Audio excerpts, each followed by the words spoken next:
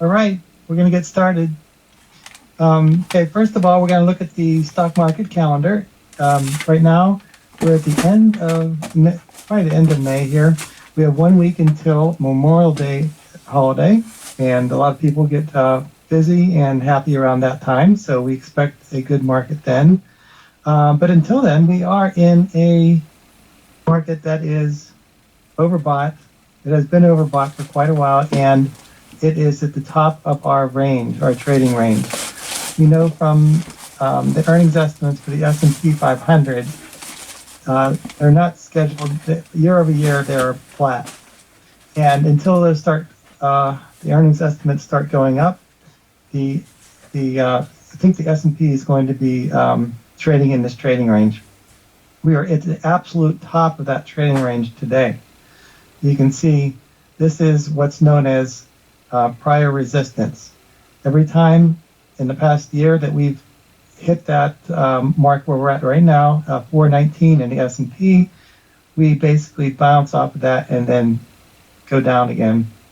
So today's a pretty big day for the market. We're in an uptrend. We have higher highs, higher lows, but we have a problem with this debt ceiling that's overhanging on the market, that's causing traders not to make big commitments at this time. So we are overbought. So a lot of times whenever you're overbought, you don't buy more or you sell. And let's look at our meeting notes. Okay, our meeting notes, we're looking at our calendar. Next week is our Memorial Day holiday. We look forward to another holiday we have Juneteenth coming up, and another one on the 19th, and on the 4th of July. So right now we're expecting another down week, just because we're hitting resistance right now, and there's no news other than the debt ceiling that's going to affect the market. Okay, so let's look at some of our talking points. We're still risking defaulting in the United States debt ceiling talks. So if that ever happens, we're going to go down in the market in a major way. Let me see. And interest rates are becoming less and less important now that the Fed is nearing the end of that. I guess the other talking points are we're still in a good portion of the months of good market returns, and we're heading towards the worst market months. So temper your expectations. June traditionally is a flat month, and August, September aren't very good months either. So let's look at we're actually at 66 overbought. So you can see we're right here. That's it's nearing a peak of being overbought. We're at the top end of this trading range over the year for the S&P 500. So either we break out to a new high and follow this channel, or most likely we'll be going down and to another low while we have this couple months of bad no news coming out for stocks.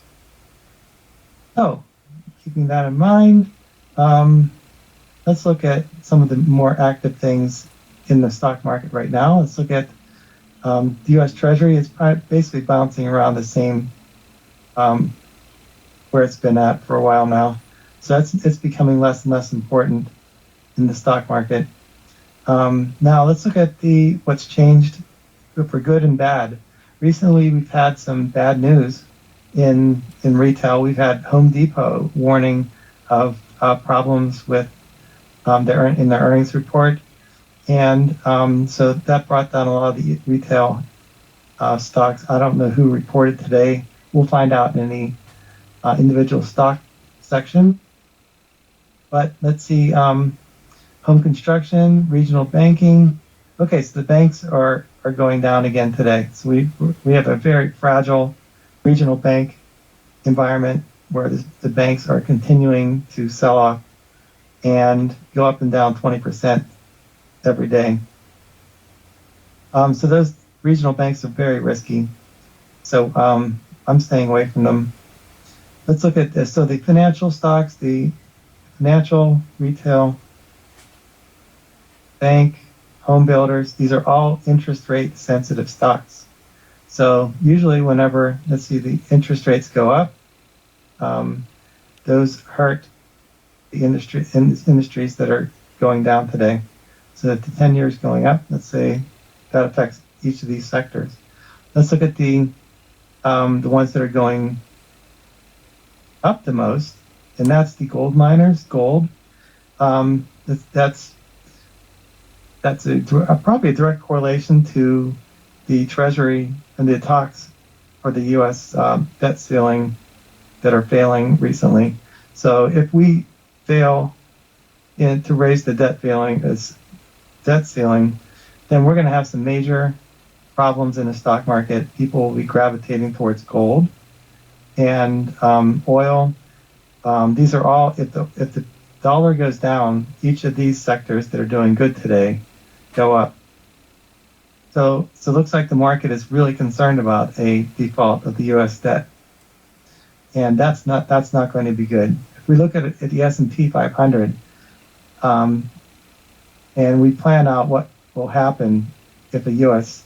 doesn't lift its debt limit ceiling, the first stop will be right here. This is the lows of last October, 360. Most likely, it's such a bad thing that we could go down to 329. These are prior support levels, and that's another support, 329. Okay, 330, and we might even go down to the pandemic low, which is 320, 2020. We hope that won't happen, but for me, a long-term investor, it's part of the part of this part of investing, part of being a grown-up. You gotta be able to hold stocks through good times and bad if you're a long-term investor. Okay, let's look at some of the market movers today for individual stocks. We have Cisco, Regeneron. I don't have any insight into any of these. These are all Exxon.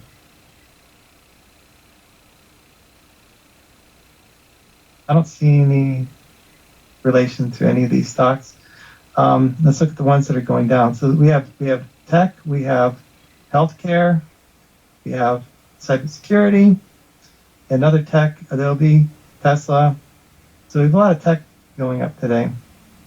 The ones going down the most, Airbnb, Datadog, high PE ratio stocks. Every one of these has a very high PE ratio, and they will go down first if the stock market goes down. A lot of these ones that declined the most have gone up 20 to 50% or more this year because they went down a lot last year. And now it looks like we're consolidating into the doldrums of summer, and the stocks that went up 50% to 100% the first half of the year are going to give some of that back.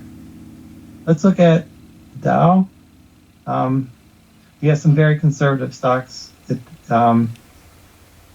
of these pay a dividend, and each of the ones going up the most are paying a dividend, and they're in a conservative, mostly conservative part of the market. And the ones going down the most, Nike had a bad report today. We'll look at the Yahoo Finance and see why it was down a lot. We see it says Nike stock falls following reports of potential fines. Okay, so they must have done something that would cause a fine, so that then that's going to hurt their earnings. That would explain that. It's not common for a big stock like that to go down without a news story. Let's look at Walt Disney is going down. The reason why they're going down, they have increased competition with their Hulu and their Disney streaming offerings. And on top of that, they're having problems with Governor DeSantis in Florida, where they can't expand, and there might be their earnings might be affected by some of these laws that are being passed in Florida. So that's affecting the sentiment on the stock also. So Home Depot, they had a bad earnings report a couple of days ago, and they're still going down a little bit. But Walmart, they had a pretty good report. So these are a lot of these are retail stocks. We have in Home Depot, we have sales. Okay. That's all I can tell you from that. All right. So now let's look at some of the top stories in Yahoo Finance. Yahoo Finance is one of the best places to go for understanding of where the market is. You see all the major indices status in a nice little chart form. And you can see that until the debt limit is raised, the market's not going to be appreciating very much. Let's look at the S&P 500 stochastics. Okay, you can see that this is the year chart. We have this resistance at the exact level where we're at right now. And it's going to be really tough for us to break through that level until we have like a debt ceiling compromise or whatever it is figured out. And when that happens, we either break up or sell on the news. So we have always remember we have a saying: buy on a rumor, sell on the news. So everyone in the market says we're going to have a resolution to the debt ceiling issue. When it happens, 90% of people say it'll happen. And people think the stock market will go up, but it will go down. So that's buying the rumor, selling the news. But if we don't have a debt ceiling resolution, then we're going to tank. We're going to tank to prior support. All right, so let's go back to some of our talking points. I'm going to go to the actual site now. There's a site in CNN, Fear and Greed Index. We're currently greedy. So this is a contrary indicator. When people are greedy, you have to be not greedy. You have to be willing to sell or don't sell at that time, or don't buy at that time. Fractionally today in the stock market, but it's we're just waiting for that debt ceiling issue to be resolved. So what else can we see here? All right. So let's look at a couple more things here. The VIX is still down a lot. We have still a greed mentality, and we're at a contrary where everyone's greedy, and it's overbought in the stock market. The thing to do whenever that happens is the opposite of that. You either sell, don't buy, or just wait for it to be oversold again. And oversold is whenever it's at the bottom of its trading range, or it's at the bottom of the stochastics. So right now, the stochastics, this is the time to buy. This is the time to sell. We're almost at the top. So it's definitely not a good time to buy. All right, so now let's look at some more news articles. We saw an article on Deere. We're not following Deere right now. We talked about it in the past. Deere basically sells and distributes equipment worldwide for production and precision agriculture, small agriculture, turf, construction, forestry, and financial services. So they're the largest supplier of farm equipment in the United States, and they're the most reliable. A lot of farmers rely on them, and you can see Deere tractors that are 50 years old around where we live here, so you know they're reliable. So what I did was I thought it'd be interesting to go into a new stock that we haven't gone through yet. They actually had an earnings report, and it was good, and the profit views and strong sales, they raised their annual income outlook. So I thought, Warren Buffett actually has been in the stock in the past. So I thought, well, maybe it's a good chance to look at this. Okay, so for a stock like Deere, they make tractors, so it's really not really a growth industry. There's a lot of capital expenditures involved. You have to buy the steel, you have to pay people to assemble it, and it's a capital intensive business. It's almost like a car manufacturers. Car manufacturers traditionally have traded a PE of, and they've only grown at 5% a year at the most. And so what I thought was, let's go through why Warren Buffett, or why you would consider Deere as a stock for a buy and hold. So what I did was I outlined two different themes.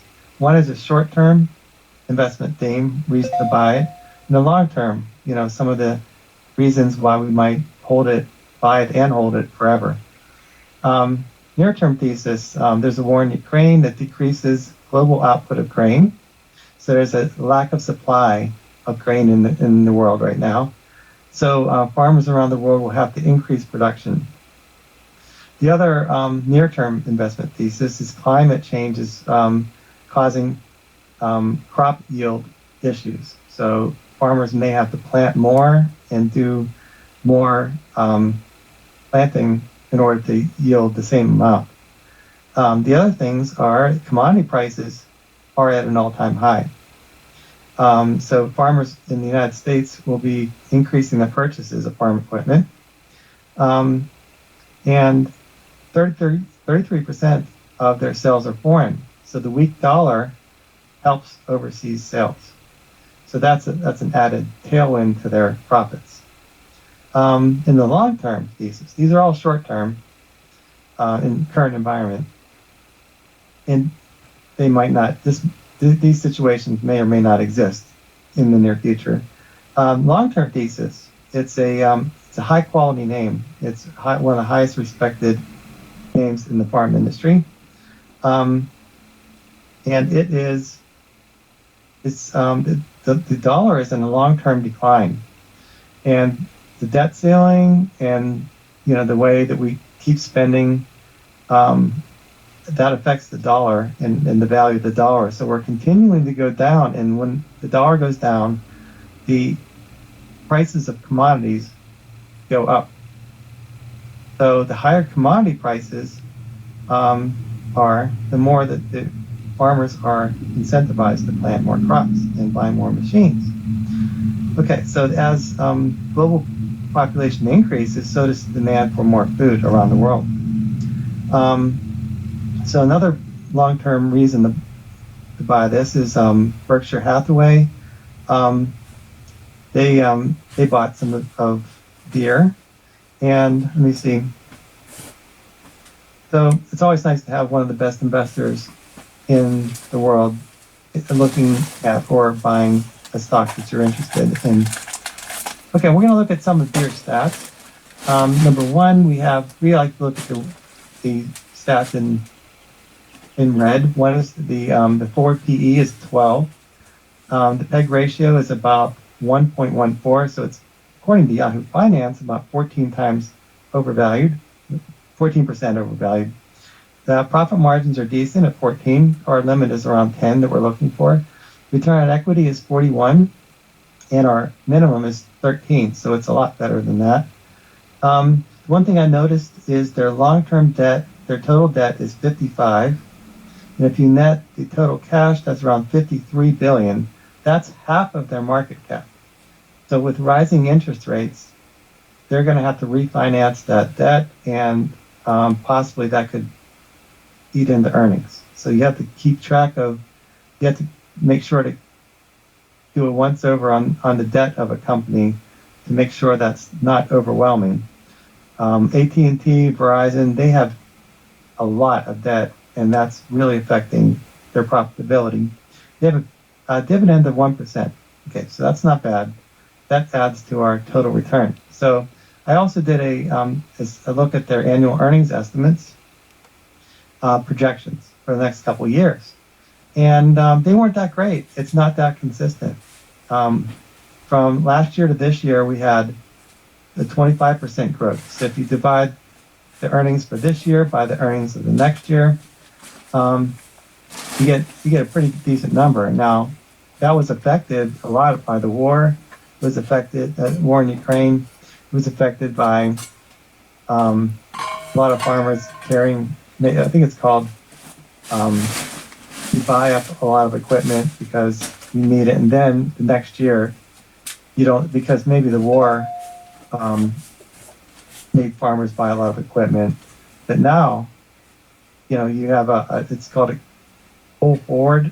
I mean, pull forward means you buy it a lot at one time, and then you don't have to buy it next year. So we're having 5% sales for the next 2 years. So that's why I divide these. And so it's not that exciting of a stock. And then it's supposed to lose 5% for the next year after that. So this is very inconsistent. It's not, for me, it's not consistent enough for me to buy and hold because it doesn't seem very consistent. We're going to look at another view of that inconsistency pretty soon. But if you look at, they say if they're growing at 5%, no, they're growing at 5%. And their PE is 12. So their PEG ratio is 12 divided by 5 is 2.4 times overvalued.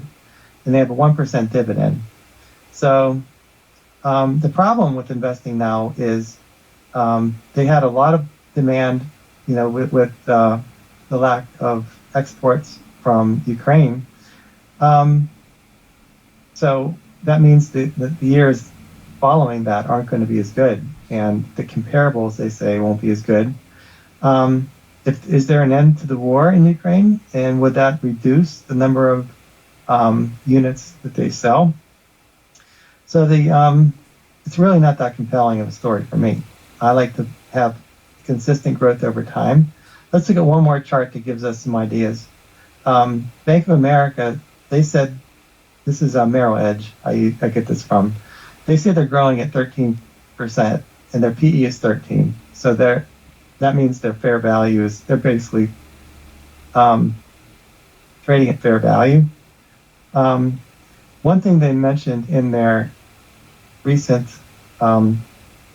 news stories is they have a $135 million charge tied to accounting correction. And whenever you see something like that, that basically means you can't trust their accounting. And it's one of those red flags that if it ever happens, just try to stay away from that if you haven't invested in it yet, because there's really no excuse for bad accounting. And if this happens one time, well, how do you know in a month from now you're not going to have another issue? So it's on top of it being inconsistent, and it has accounting irregularities as of today. So that's pretty dangerous. That's another reason I wouldn't buy it. Let's look at the fair value calculation from this is CFRA. They said it's undervalued by 11%. So they must.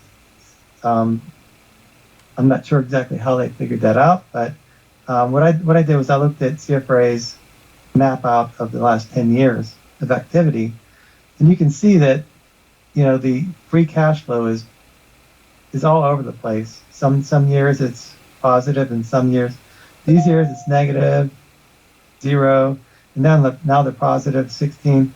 So it's a pretty inconsistent stock. I couldn't really say it's even going up over time either, because it's down some years and it's up some years. So this is another indication.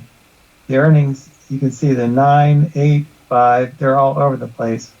Not very reassuring for me.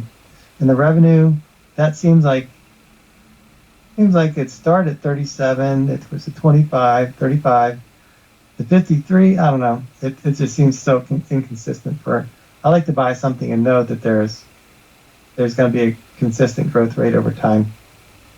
I guess this is why you don't see Deere in many of the mutual fund holdings that we're following. Here's some comments from CFRA. He said, there's a lot of farmers investing in high-tech equipment, such as automated tractors, and the U.S. federal infrastructure spending. The government is actually subsidizing some of these farmers in activity. The other thing is the Morningstar. They have a fair value of 369. That's around. They say they're fair valued.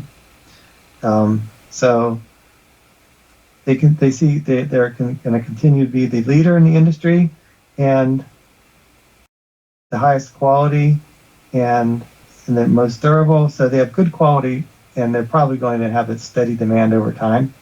But for our considerations, it's probably not as consistent growth kind of company and reliable. So that was a good exercise. Sometimes you got to do that when you see a good story. The story was awesome. They're going to increase. Deere's going to increase their expectations, annual income outlook. It sounds great, but currently it doesn't seem like they're growing much. So that's okay. We can wait for these numbers to fill in. Maybe we'll check on this later on after the numbers are updated. Okay, so let's go to another. There's a big story that the Supreme Court was reviewing a potential reversal of one of the laws in the past. That there was someone that sued Google saying that they promoted terrorism by one of their posts on their website that they were linking to. And so the Supreme Court could have basically upended the internet. That means Google and Twitter and Microsoft could have been liable for posts online. And if that happened, Google, all the major social companies would go down a lot, because it would mean that Google would have to try to verify every website out there, which is probably not possible, and it would basically totally change the business models for every one of those companies. But they didn't. So that's one of the potential problems of Google. So Google has a lot of problems. Microsoft, Twitter, Facebook, they all have potential problems, and the more that they are resolved one at a time, that gives the stock room to appreciate over time. So that was really good. I'm glad they did that, because I don't want to have to live in a world of that's not free speech, and you don't even know it's not the same internet as it was before. So there are two. Let me see. Okay, another news article that came out. Google was spared a search engine switch. About 3 weeks ago, we were talking about Samsung possibly using Bing for their search engine. And at the time, I was thinking, no, Bing isn't as good. Are they going to really put a default search engine, for the Samsung phones to something else other than Google? I don't know, because they have an Android operating system and it fits in. Everything works together. So they actually said it's not an issue. So they're going to remain. So that's two potential issues resolved for Alphabet. But Alphabet, let's look at S&P right now. We know S&P we're hitting this prior resistance. That means stock hits that level before, didn't go up, hit that level before, and we're just bouncing on that level. But it's the same thing is happening with Google right now. Let's look at Google. This is Alphabet. Okay, you can see Alphabet looks like the same chart as the S&P. You have this prior resistance. It hit 120. It didn't go above it, and we rallied like 30% in the last month or so in Google. And some of these news stories, like resolution of those problems, that helps Google. But you can see that we're not growing. Well, we're basically at the same chart pattern as the S&P. So we have a very, very heavy resistance right there. And we're going into some of the worst months of the year for the stock market. So it's a very good chance that Google is going to be in a trading range. And if Google does break out of this, it's going to be a lot better. It's going to be going in an upward. Right now, we started this upward momentum higher highs, higher lows, but we might cut back to here, and if we break out of this range that's right here, then that could be smooth sailing. We're in an uptrend again. But we'll see. We have a lot of news that's coming for Google very soon, so we'll keep our eyes on that. Let me see. All right, so yeah. Some of the top holdings of Berkshire Hathaway came out recently, and I thought it'd be interesting to go over the holdings of one of the best investors, in the world. And they were asking Warren Buffett questions during the recent event for the company. And they were saying, why do you hold Apple as 47% of your investments? That's pretty risky, isn't it? And his answer was, it's not 47%. Our biggest holding is BSNF Railroads and Geico and See's Candy. He has, Berkshire Hathaway has like hundreds of companies, I think. Squishmallow, it's private companies that he bought, that the company bought. And so if you really think about it, these combination of companies, Apple is only 5% maybe of the total investments of the company. And Warren Buffett says Apple is his favorite stock. He thinks that is the gem of his portfolio. But it's not 47% of his portfolio like a lot of people have been saying. So you have to keep it all in respect to maybe a half or more of Berkshire Hathaway's investments are not public, and they're basically private. I thought it'd be interesting to go over to see what industries Berkshire Hathaway holds and why most of these companies that he holds, every one of the companies that he holds, is considered a long-term buy whenever he first makes the transaction. He trades in and out of positions, but on average, he starts accumulating stock and he holds it for long-term. He recently got out of Taiwan Semiconductor quickly after he saw some problems brewing with China in Taiwan. But in general, let's look at some of these. He likes banks. See the Bank of America, Citigroup. He owned Wells Fargo for years before he got rid of that. LI Financial. So he likes banks because they have a consistent business model that stands the test of time. People are always going to need to borrow money, and he got warrants for Bank of America back in the last financial crisis, and he thinks he got a good deal on those warrants, and he doesn't want to diversify from that. But he didn't give a really good reason why he's still holding it as a big position. But he likes the management. But he likes banks. He likes financial services. So you have Visa, MasterCard, American Express. These are financial services companies. They basically have almost a triopoly, in credit card usage. So, and it's consistent over time. It does good in bad times and good times because people still spend money, whether it's expensive or less expensive. The other things, let's see what else he holds here. He likes buying stocks that have a niche, like DaVita. They do glucose monitoring and that kind of thing. Let's see.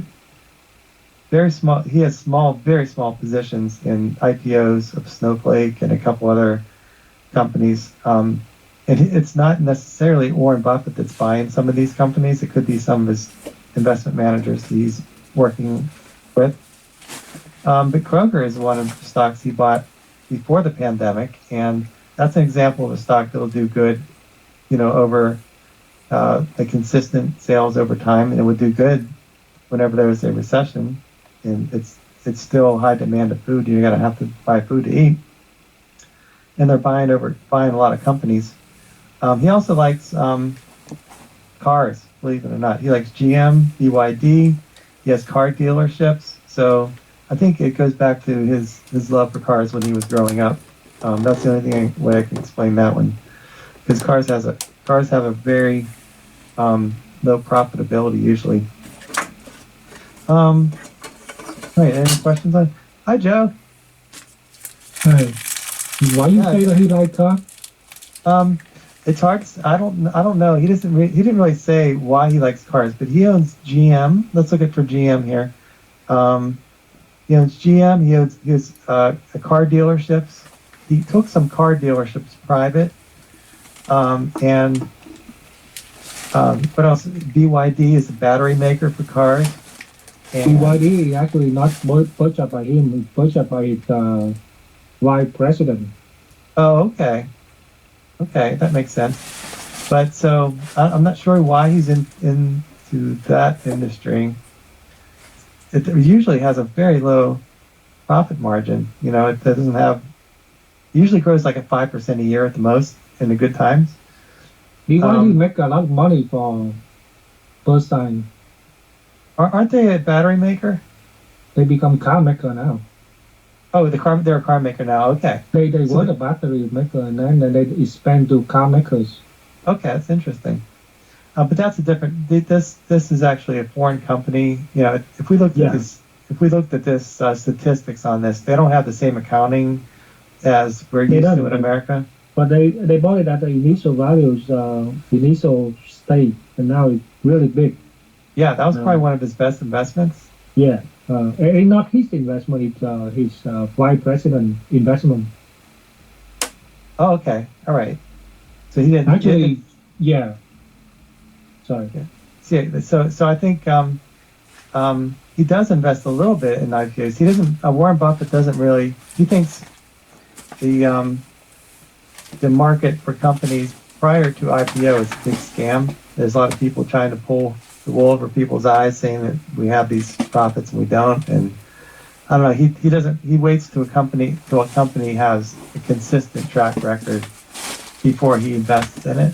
So that's a tricky part of. That's why you would only see Snowflake and a couple other companies that are IPOs in his portfolio. He likes consistent earnings over time, and once they've established that steady demand, then he would buy it. But he has a couple tech companies. HP has a very low PE ratio, and he started buying that in the past 2 years or so.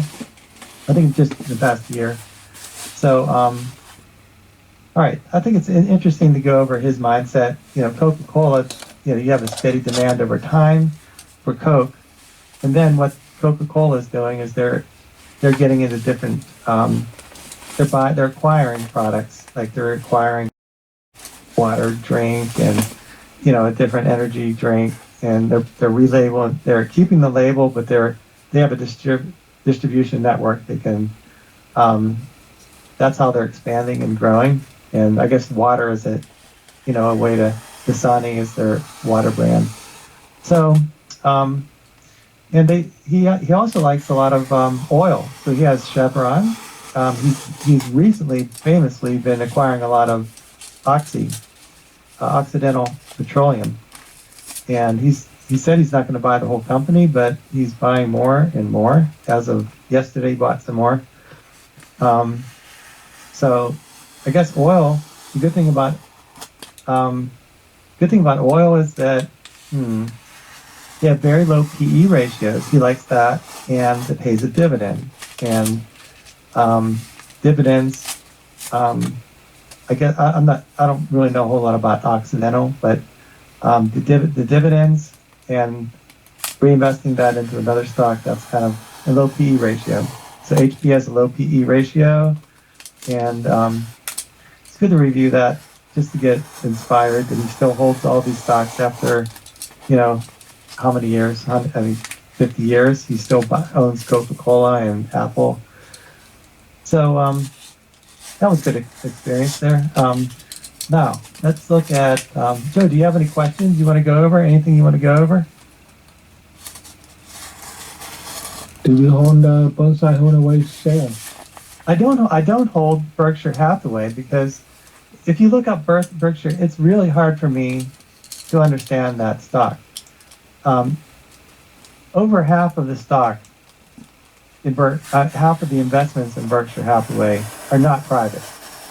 So you can't really look the stock up. Let's see, BRKB.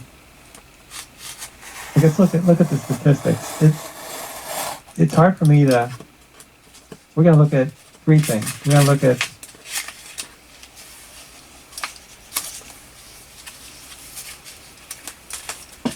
at the numbers, like how I'm used to, and it's even the people, the analysts reviewing this. It's a lot of work to try to figure out and add up all of their businesses and see how much they're going to earn to make an estimate for that. Just think, you got to figure out railroads. You got to be an expert in railroads for BSNF. It's like a mutual fund, right? So do you really trying to understand mutual fund, or you just want to see whether it have a good reputation and a consistent return, right? I think the big picture for Berkshire Hathaway is it's grown like over time, like 20% a year. If you average all the years out, it hasn't been doing as well recently, but over time it's been a compounding stock. You buy and they only invest in companies that are profitable and they return a lot of cash. And so let's look at Berkshire Hathaway. I hold a small portion of funds I hold away, and since the time I purchased until now, I got an 86% of return. Wow. Stock appreciation. Wow, you're never going to sell that, are you? I didn't hold big number of shares. But yeah, that's how it performed. That's awesome. Let's look at the PE ratio, 95. So this is their best estimate of what the PE ratio is. So that's really high if it's true. I don't think it's true because they can't really know what I don't know. Let's see. It's 95. That's high. And the time to buy Berkshire Hathaway, we're going to look at the earnings right now. The earnings estimates. Let's divide these 2 years. 15.82 divided by 17.89. Okay, so they're expected to grow 12% between 23 and 24. And they have a 93, 93 PE. So that says 93 divided by, well, they're 7 times overvalued, if you understand, if these numbers are right. But no one really knows what the PE for this stock is, and that's why I don't invest it. If we had a sell-off, like let's say we have a debt ceiling crisis and we default on our debt, this stock will go down, a lot. And it's at that time, I guess I would buy it. Right now, it's like super. It's not very understandable for anyone. So if you say it depends on the ceiling, the debt ceiling, and the default on our debt, I look at the last 2 weeks where the debt ceiling is discussing, right? See whether the stock price fluctuated or not. The last week or so. Yeah. Well, we know that there's like a 99% chance that they'll come up with the last second solution for that. But the thing is that the reason I'm saying so because bonsai actually hold a lot of big company with good foundation, yeah. So it wouldn't be fluctuated that much. Yeah, well, the good thing about Berkshire Hathaway, I guess, there's a couple good things about it. Let's look at the big picture. They're not affected a lot by the U.S. dollar. So if the dollar goes down, most of their businesses are in America. They're private businesses and the stocks they invest in. So they're not going to be super. They're definitely affected by the economy. So if you have a recession, they're going to go down 20% because across the board, companies lose 20% of their business when there's a recession. And this is an American recession, so they're totally affected by consumer spending. So we did that chart a couple weeks ago. What happens if there is a recession, a bad one? We expect the whole stock market to go down 20%. But there's been like, let's say in the past 50 years, there's been 10 recessions that lasted, it's like 1/10 of the time and the other 90% of the time, it's been a bull market. So you got to put as an investor, you got to know that if you look at the S&P over time, you're going to have recessions maybe here, here, here, here, but the rest of the time the stock market's going up. And Yeah, that's how I unless look at it. you're not investing, you will be affected by recession anyway. But in the recession, the best way to bulletproof it is to find a good foundation fundamentals, so fundamentally strong companies and invest in there. And that's what Burnside Holloway did. Yeah, right. So you can. I try to model my portfolio, based on the mentality of this, Berkshire Hathaway. Like I have Apple, I have stocks. I believe that Visa and Mastercard they're gonna be, still growing, and it doesn't even at a recession, people will um, still have to buy essentials, and I don't know. I try to model what I'm doing, based on, can I buy and hold and trust the stock, 10 years from now. 47% for Apple. Huh? Yeah, yeah, I was saying that Apple is 47% of the total portfolio of stocks, but during his meeting, he said, it's only 5% because I have, aircraft parts. I have BS, a railroad, insurance companies. So it's a fraction of the Any total. private company? Uh, yeah, he took over lots of private companies like Squishmallows. He recently bought. There's like a pillow manufacturer, but they have like a little niche. So yeah, he says during the last Berkshire Hathaway meeting, he says it's easier to take over private companies than it is to take over big companies, that are You have public. to follow regulation and stuff. Yeah, you got to follow regulations. There's shareholders that will vote against it, and then you got 5 years of fighting that. And but for smaller companies, he thinks it's easier to just acquire it. Like See's Candy was one of his favorite. He always refers to See's Candy. He bought this like in the 70s.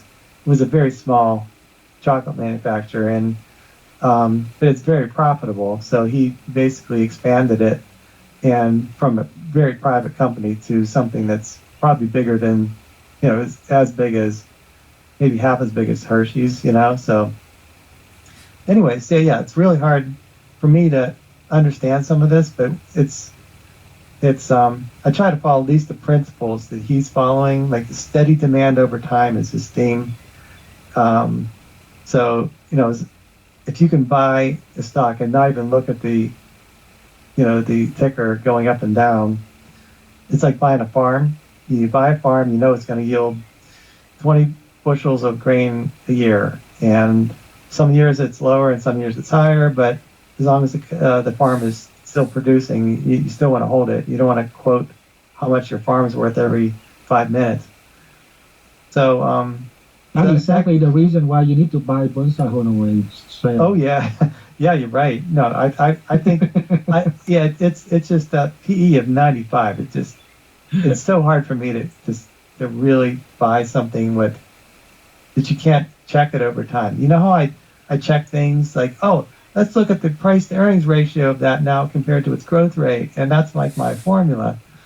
And I can't really do that. You got to really trust. You got to trust, that they're investing in profitable companies. Like our way of looking at profitable companies is following these valuation measurements, like the market cap and the forward PE, the PEG ratio.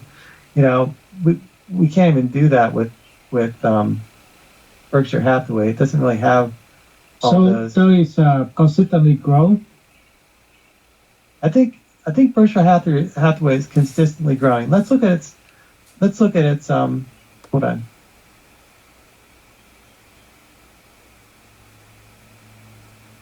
Let's look at its earnings over time.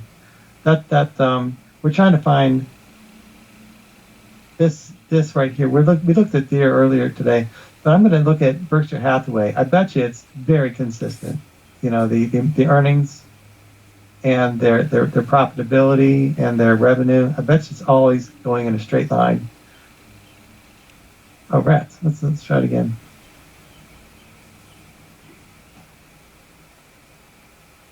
Oh man. Okay, I can't log in that way. Let's look at this. Oh yeah, we can't see now. The reason it's only 1 month. There's not that many analysts covering this because it's so hard to analyze, and they only go out 1 year. That compared to Microsoft or Google, they have it going out 4 years or 5 years. So this leads to it's like lack of conviction for me that what they're going to be doing, but eventually all stocks are going to be involved in a sell-off, and when that happens, then I'm going to look at this as a buy and hold, because Berkshire, Warren Buffett says if I was to put all my money in one stock, it would be Berkshire Hathaway, because it's the most diversified combination of businesses that you can buy, and that's very interesting. He would say that. He also said he would buy these spiders, SPY, for his wife's 401k. He would put it all in SPY. So anyway, I thought that was interesting. Let me see. So let's see.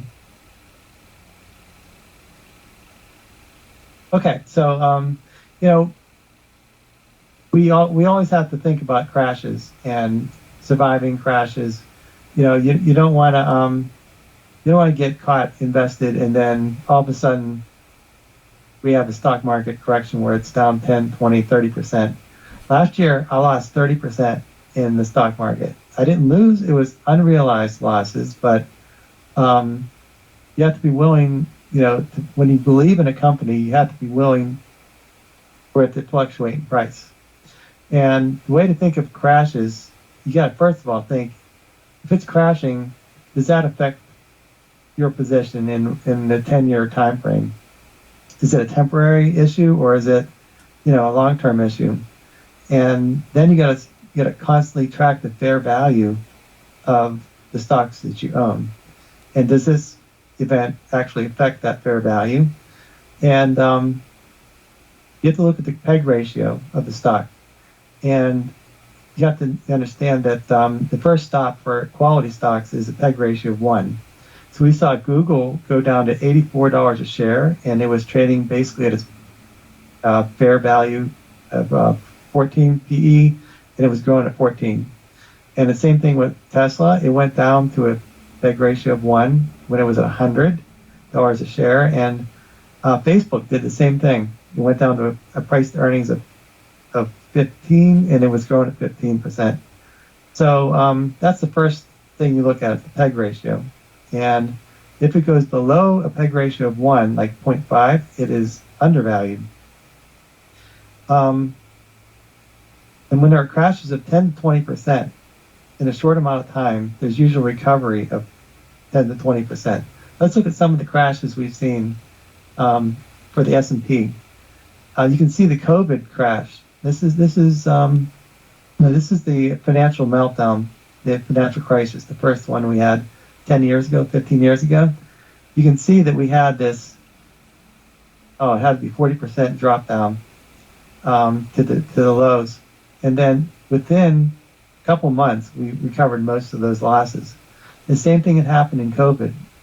Right around here it is, right here. We had a lockdown in America. It dropped in half, basically.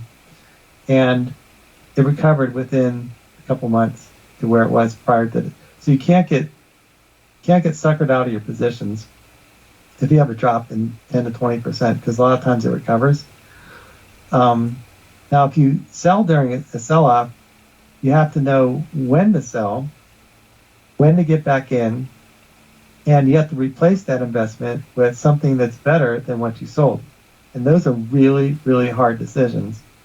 And in the midst of all this market crashing, you're never going to time it right, because you're never going to be able to buy it back and have confidence that it's the price that you want to, that's 20% or more lower than where you sold it for.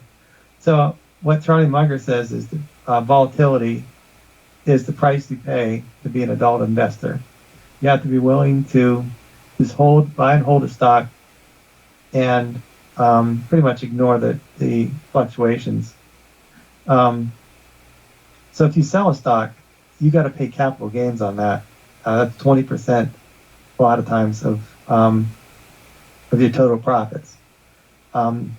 People that are billionaires, most of them made their money by buying and holding and not paying taxes on gains. So that's all unrealized gains that they're holding, and that's why I like to hold stocks. I've been holding Google since 2008 and Apple since around 2010, and any gains since that time are unrealized, and you don't have to pay taxes on those until you sell them. So keep that in mind, because crashes will happen, and the market is so wacky right now. You have people buying short positions and manipulating the market to go down, and they're going to happen. And there's just as many people that need income, they need growth, and they want their buying. So you have to just remember that, because we are coming to times when we have potential black swans, like the debt ceiling that might happen. Okay, this is the last little thing I'm going to say. I like reviewing this every now and then. What makes a good growth stock for buy and hold? Things we're looking for: high free cash flow, predictable, and annual earnings increasing in a straight line. When we look at this is from E-Trade, earnings estimates. We like this to go up in a straight line. We like it to be increasing 10% a year consistently. And the past, we like to see it pretty much straight without red negative earnings. So we like the consistent growth. This is United Health. We were just looking at this a couple of weeks ago. We like to see a PEG ratio that's reasonable. And if it's 1, that means it's fairly valued. If it's 2, it's 2 times overvalued. Return on equity, we like that to be greater than 10. We want the company to have a competitive advantage. The dividend is nice, adding to the total return of the stock. Predictable growth earnings streams. Little to no debt, and/or the debt is manageable. And for the company to have good management. That's what Warren Buffett looks for in a stock. So, and that's my theory. That's what I go through every week. I go through the same charts, looking for the same things. But this formula, it's worked for me pretty good. And if you think of some other theory, let me know, and I'll try to back test it. Here are the parts of the Yahoo Finance that I look at: the market cap, and you do the debt to market cap. A lot of times, if your debt is more than half of market cap, then that's a problem. If it's more than the market cap, the debt is more than the market cap, that's like a super red flag. But the price to earnings ratio, it has to be consistent with its growth rate. So if its forward P is 21 and it's growing at 21, then it's fairly valued. PEG ratio is how you measure that combination of price to earnings and growth. And the PEG ratio, if it's 1 or less, then that means it's fairly valued or undervalued. And profit margin is a good measurement of how profitable a company is. And return on equity, we like both of these to be over 10. And that's it. That's my review for today. It's good to review that every now and then so you know what I'm talking about, because I do the same thing every week. All right. So it looks like this S&P. Let's look at the big picture here. The S&P, we've been stuck at this same spot. Look at that, for over a year. We can't get above that spot. And right here, maybe we might get up to here to 429, but we're just going sideways right now. So let's hope we can continue this momentum of higher highs, higher lows, but earnings aren't going up, so this will be probably a top, and we'll go sideways and through summer. All right, that's about it. Hope you enjoyed the talk. If you have any questions during the week, let me know. And